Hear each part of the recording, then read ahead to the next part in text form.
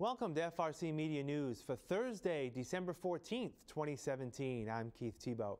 This week we'll have details about the legislative priorities for Bristol Community College coming this year, and we continue our series of upcoming holiday events. But first, let's touch base with Will Richmond, the digital news editor at the Fall River Herald News, talk about some of the news headlines of the week. He's on the phone this week. Will, thank you for joining us. Hi, Keith. Good to talk to you again. Thanks. Let's start with what is somewhat a pretty disturbing story. This week, 3 members of the Fall River City Council received death threats via text messages. This was on Tuesday of this week, and the Fall River Police Department has launched an investigation. Councilors Pam Liberty LeBeau, Richard Cabaceres, and Cliff Ponte, they all happen to be serving on the Public Safety Committee of the City Council, received threats this week. What do we know about this, Will, and has there been any updates since Tuesday? Sure. So it seems all 3 of them got the threats through messages.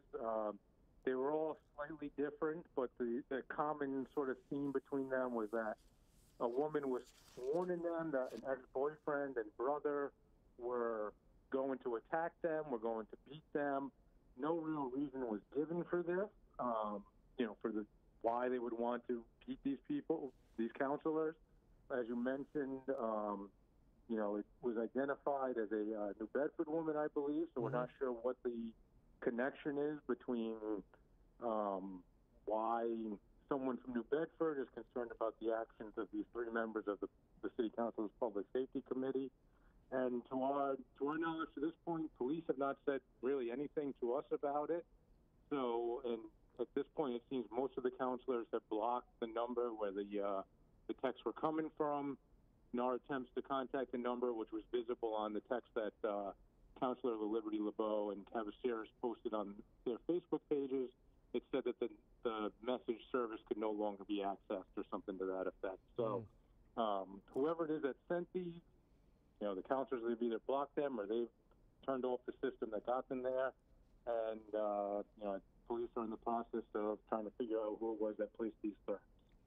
As I said, it's very, very disturbing in that, city councilors need to be accessible to the community that they serve, and a lot of times cell phone numbers are given out to constituents to contact city councilors for any questions they may have. But in this day and age, which with a lot of communication via social media and text messaging, whenever something like this happens, it does have to be taken seriously, whether there is anything to this or not.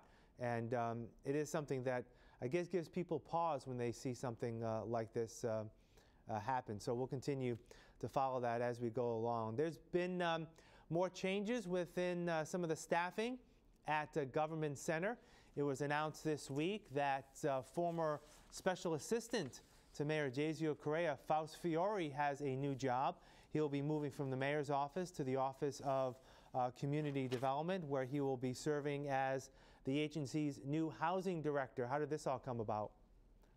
Sure. So, for some time now, Faust Fiore has been working on the mayor's housing plan.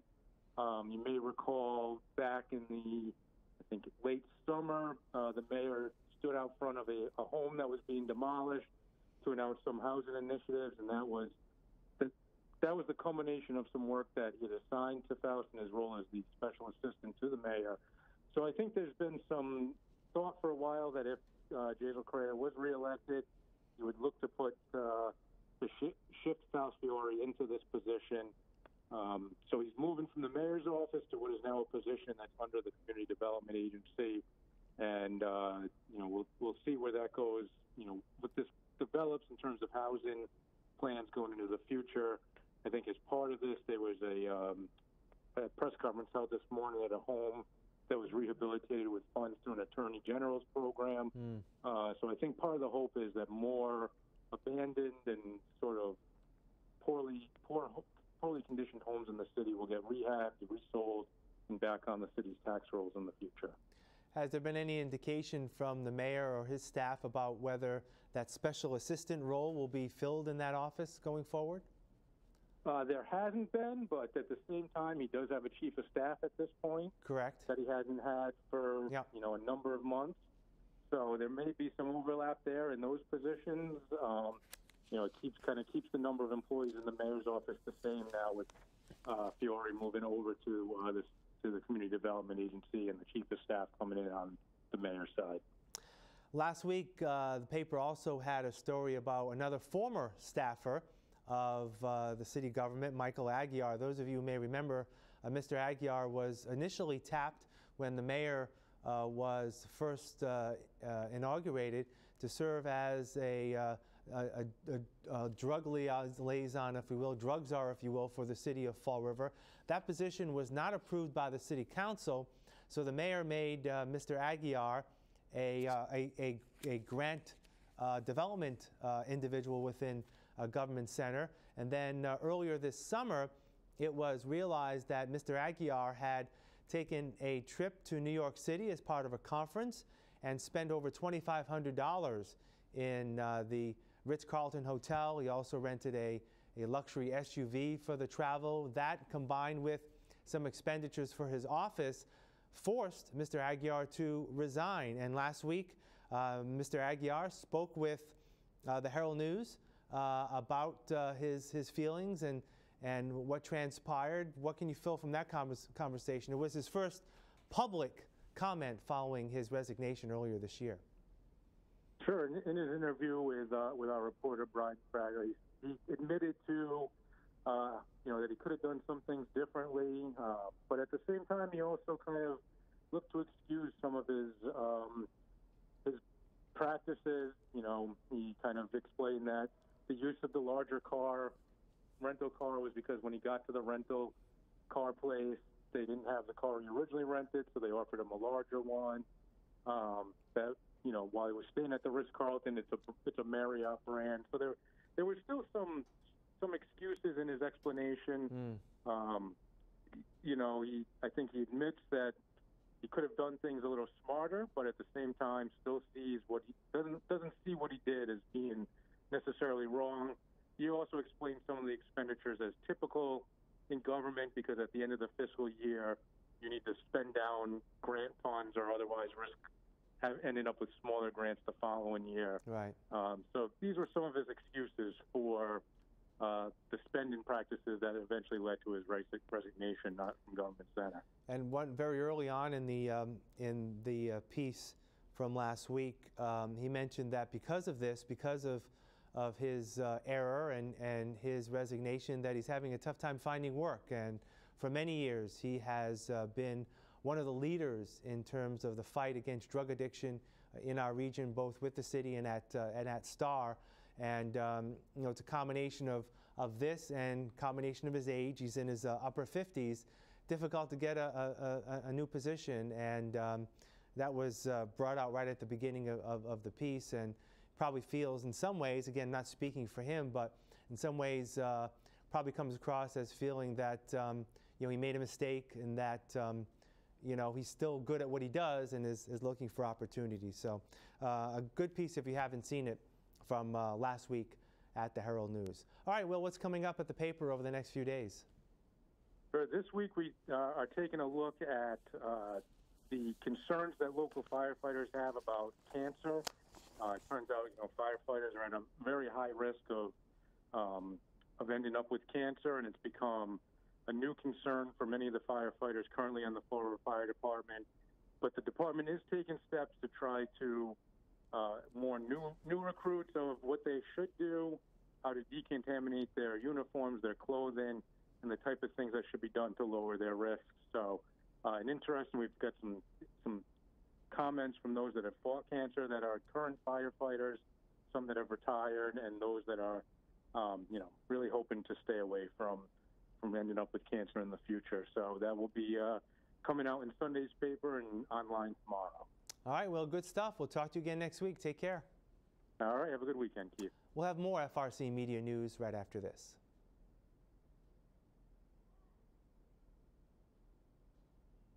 Here are some job descriptions on the latest hot jobs list from the Fall River Career Center.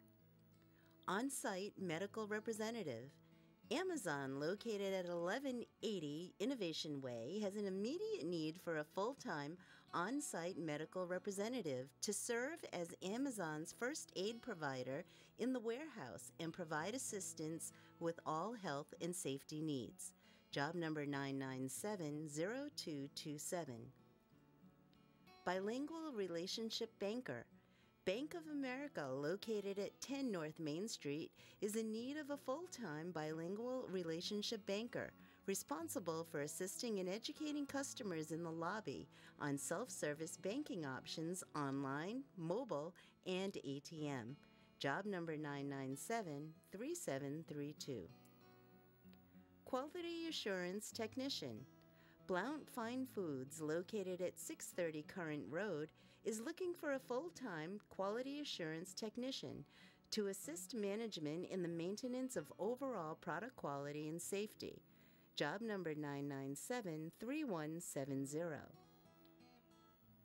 South Coast Health System, located at 363 Highland Avenue, is looking to fulfill the following full-time positions.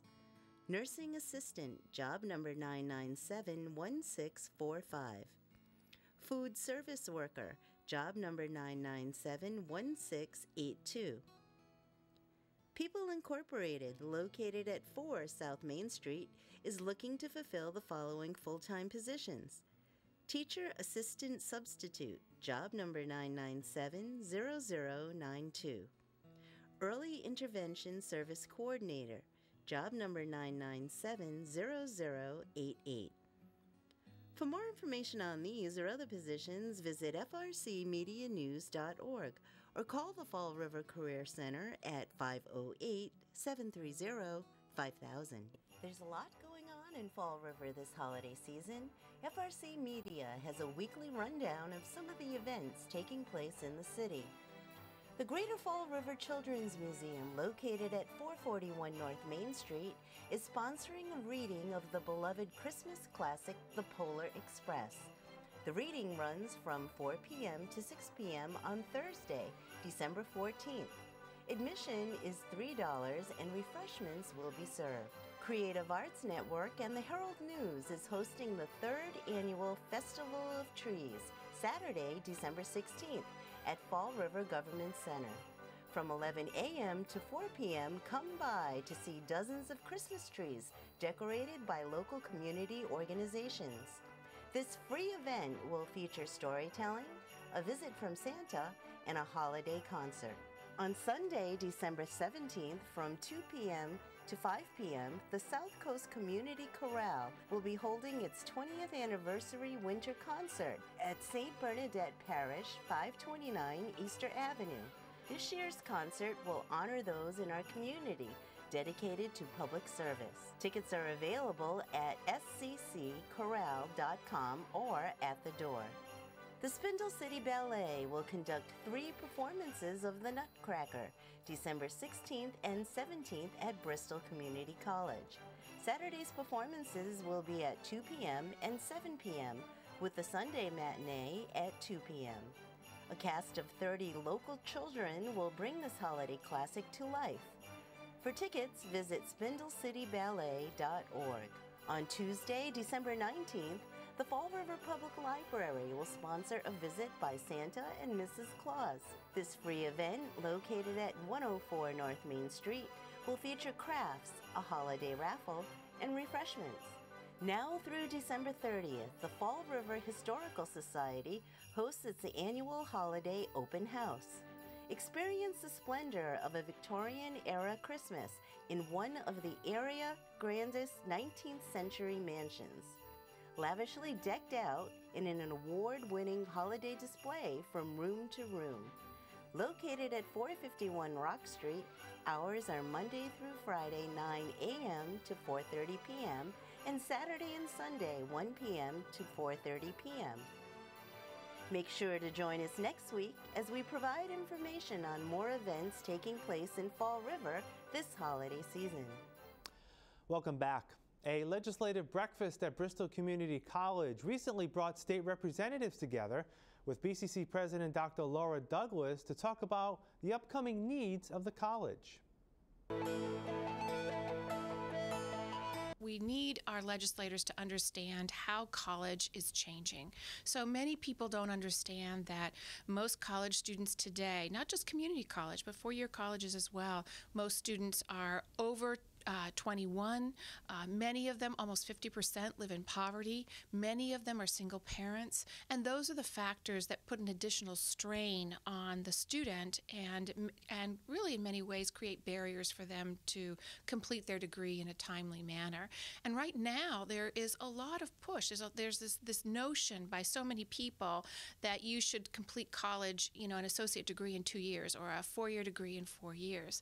But when you're a part-time student and you have to pay for child care, which is now averaged about $12,000 a year, plus your tuition, and ours is very affordable, but books and work, all of that, it really becomes impossible to achieve a degree, maybe a 2-year degree or 4-year degree in those time frames. So we have to help our legislators understand that there have to be multiple pathways, multiple on-ramps, multiple off-ramps for all of our students to be successful in earning a degree.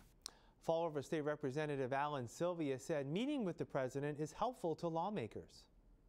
Obviously, to hear more about the certificate programs and the numbers of students, increases, decreases in certain programs is extremely important. Obviously, we do everything we can to advocate for Bristol Community College at budget season to ensure that the funding is here, where the gaps are, how we can best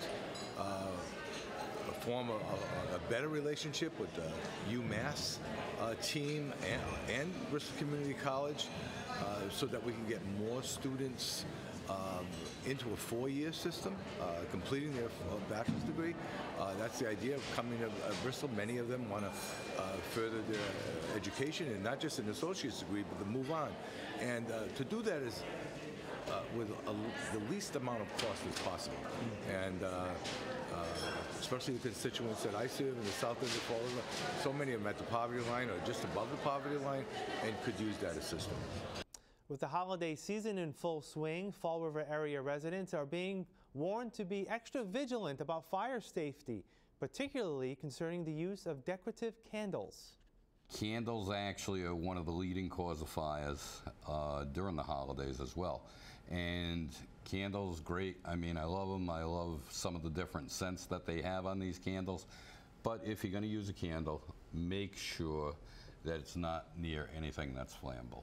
Make sure that you have some sort of non-combustible material, whether it's Pyrex or something, to catch that wax when it's burning. And again, nothing within at least 1 foot minimum, because they do cause fires. That's one of the things that we teach actually year-round. A lot of people like lighting candles. Never put them in the window, because if for some reason there's an air current and the curtain blows, next thing you know, now the curtain is into the candle. It's automatically going to ignite and leads to a lot of house fires. And you've had some stories that you can tell. We've had stories. I mean, not too many years ago, we actually had an incident that turned into a tragedy, that somebody lost their life here in Fall River due to candles. So it is a real and present danger. And it was a mistake what those people did. Well, yeah, I would say so. I mean, they fell asleep with the candles lit.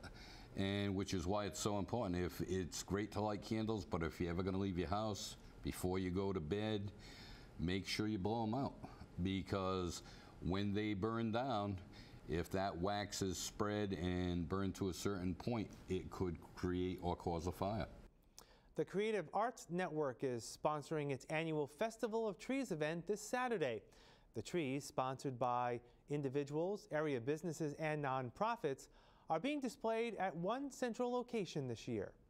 This year what we did is we decided to do everything at Government Center. Last year we had trees at different locations, but it didn't quite work out very well. So this year we decided 2 things. Let's stay inside, because the weather never cooperates with us, and let's do it all in one location, one day. So we're hoping that this change will bring more people out because they don't have to worry about the elements of the weather. They don't have to worry about going to different locations to look at the trees. We're going to have all kinds of festivities here. Santa Claus is going to be arriving at 11:30. We have a big candy store station, chocolate fountain. We're going to be doing food samples every hour, something different for people to sample. We're going to have live music all day long in the atrium, different performances, and then outside, Cowboy Al's going to have his wagon, and he's going to have performers on the wagon as well. So there's going to be a lot. People will be able to make their own homemade live mistletoe, and we have a live mistletoe hanging in the other side of the building as well. So that should be fun. So lots of different things going on in here. We're going to set up the cafeteria like a outdoor marketplace, and then we're going to be offering free gift wrapping as well. If you happen to be down at Government Center this weekend, make sure you check out the FRCmedia tree. We sponsored a tree this year as part of the festivities. The Fall River Historical Society is once again celebrating the season with an invitation to the public to visit its holiday display free of charge. The house is fully decorated for the holidays. This year we have 6 trees, the tallest being the 13-foot tree in the back parlor. And people just come and have a good time. They just take a step back in time and enjoy the decorations. You'll never see the same tree duplicated from one year to the other. Everything's different every year. It has to be because we have so many repeat visitors. I've been here 24 years, and we are probably working on our 3rd generation since I've been here. So it's really great to see people that you knew as kids growing up and then having their own kids and coming in and being grandparents, than when they were younger people when I first got here. Do you have a favorite tree? This year I'd have to say the one behind me, mainly because of the inspiration. It was inspired by a photograph that we have taken by Henry Boudreau in 1936 of McClure's Candy Department, and it was entirely decorated with gingerbread houses. And why is it your favorite? Just because there's so much going on. It's way over the top. Why do you have the open house? Well, it's our gift back to the community. It enables people that maybe wouldn't be able to afford to come here and pay the admission, and they can come with their children and just enjoy the decorations. On Sunday, December 17th, we're having a meet and greet Santa and Mrs. Claus. So people can bring their children, bring their cameras. They can take pictures. They're free to take pictures with Santa Claus and with Mrs. Claus. So it should be a good family day for everybody. We'll have more FRC Media News right after this. So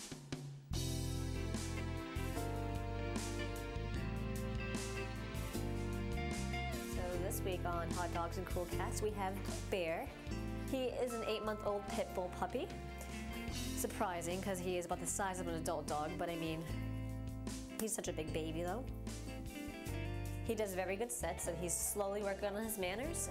He does jump up on people. He does like to play a lot. So his high energy is for a family who is older and more experienced with pit bull breeds. He needs a lot more training, and he needs to be taught some more manners. He does walk well on leash, which is surprising. And he does do well with other dogs, but like I said, he still needs manners. Other dogs don't know how to react to him because he's just so high energy. He just needs a family who is experienced with pit bull breeds and won't get intimidated by his size and his actions. So if you'd like to see Bear or any of the other animals that we have at the shelter, feel free to come down to Fall River Paws. So today we have Silver. She's a 1-year-old chinchilla. Very, very soft. I can't get over how soft she is.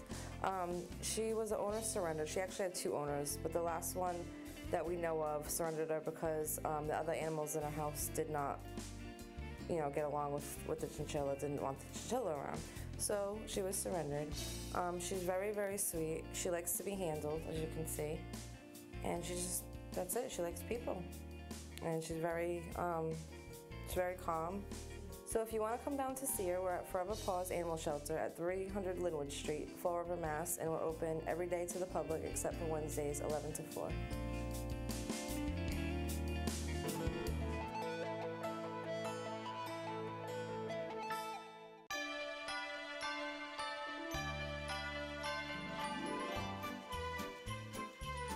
This is the Durfee Band. We just like to wish everyone a happy holidays. Yes, Merry Christmas, everyone.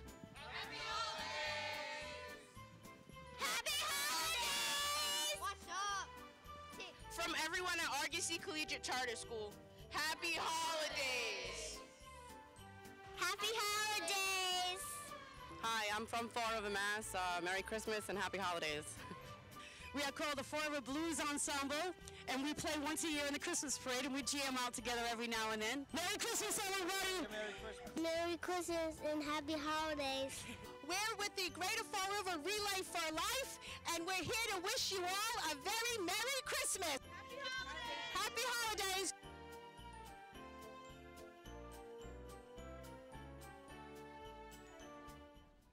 This Sunday, December 17th, the Durfee Lafayette House in Fall River is holding a special event.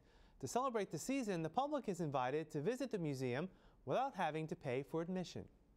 The wassail was an event during the colonial periods where people got together and shared a bowl of wassail, which is a rum punch type drink.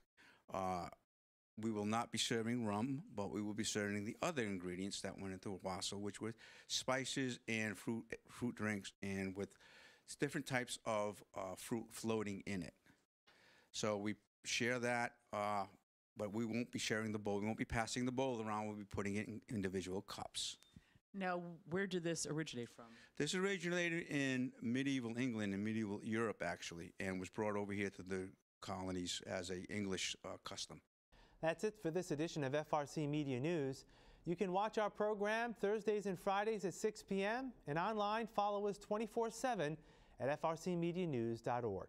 For all of us here at FRC Media News, I'm Keith Tebow. Have a great week. We'll see you next Thursday.